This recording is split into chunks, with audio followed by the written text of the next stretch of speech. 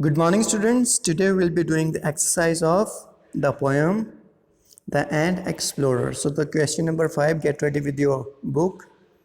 Okay, with question number 5. Now, lines from the poem. So, what are the lines? Up and down or front, round and round. You have to fill up the blank. Where was the ant? So, we know that on a leaf and a stone. So, write down in your book with pencil. And what was his mood?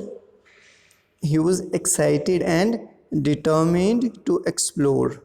Okay, what was his mood? Clear? Now, let's complete this one. Down a gloomy gully where he loathed to be alone. So, where was the ant? A small ditch or depression in the ground. Okay, this was the location of the ant. And lonely. What was his mood? He felt lonely and scared. Then we have up a mighty mountain range 7 inches high. So, where was the ant? A small mound of earth. Small mound of earth means a small pile of earth. So, what was his mood? He was determined and getting tired. Then, through the fearful forest, grass that nearly hit the sky. So, where was he? The grass in the garden. Okay, this was a place. Afraid. The ant was afraid. Then we have out along a bracken bridge bending in the moss. A plant, likely the thin stem of the fern. This was the place.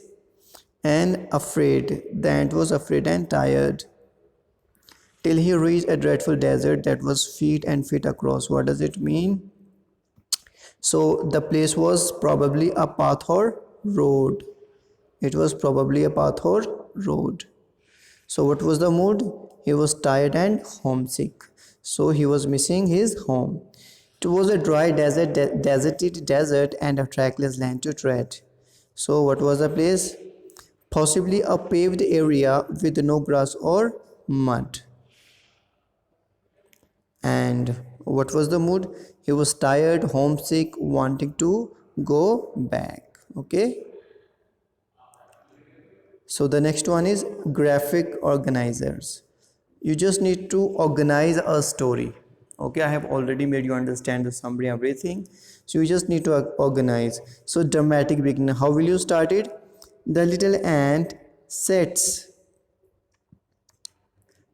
out with much preparation to roam around far away from home and explore. Means the ant goes away from home to explore the places. Then first of all, what he does, the ant happily roams up and down the front of fern, around and round a stone, up and down a 7-inch high mountain. Okay, first of all, so this is the beginning. Next, what he does, the ant walks through the places that are not so pleasant, the fearful forest, grass, and dreadful desert. So these are the next stages that the ant covers. By this time, the ant was very tired and wished that it was back home. So that was the next stage. Now, lastly, what he does, the ant turns around and start walking back home, crossing all the places that it had walked through. So finally, the ant comes back. Finally, the ant reaches home exhausted and resolves not to roam around again. So the ant is so much exhausted and he decides that he won't roam, he won't wander again. Last, what is the lesson that we have learned from it? So what is the lesson? Lesson learned. All journeys, literal or metaphorical. Okay, means whatever the journeys we tread on, means whatever the journey we take in our life. Okay, long or short, be it long, be it short. Okay, have their challenges. Means they have obstacles. Every journey has its obstacles. No matter how difficult a journey seems or how scared and exhausted you are, you can find your way home. It means that it doesn't matter, okay, whether the journey is tough, okay, whether you're exhausted, whether you are tired, whether you are scared, it doesn't matter. If you think that you won't be able to make it, if you think that you will not be able to complete the journey, so you always have this option that you can come back home, okay. You cannot go on that journey because you know your limitations. So it's a lesson for us, means we should know our limitations, what we can do, what we can't do, isn't it? According to that we should take our journey. Okay, I hope you understand. Now write this in your book with pencil. Okay, thank you so much, have a nice time.